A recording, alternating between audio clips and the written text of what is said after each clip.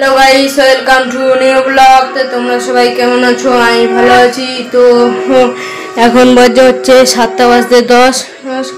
তো এখন আমার ব্লগ শুরু হচ্ছে। তো আমি মাসি বাড়ি আজকে নেমন্তন্ন ছিল জামাই ষষ্ঠীর জন্য। তো এখন যাব হাটে। সামনে মা, দিদি আর ভাগ্নি হাঁটছে। তো মনে হয় কিছু কিনবে দিদি ওরা। আর এদিকে কত দোকান, আর এইদিকে কত দোকান। তো এইখানে হচ্ছে অনেক ভিড় হয়েছে আজকে জামাই ষষ্ঠী। দিদি মনে হয় চুড়িদার দেখছে।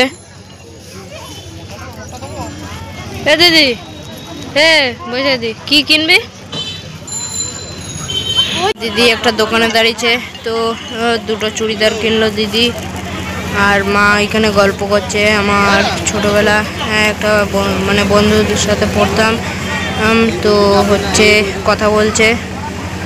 আর এখানে এই যে ভাগ্নে আমার দিকে তাকাচ্ছে।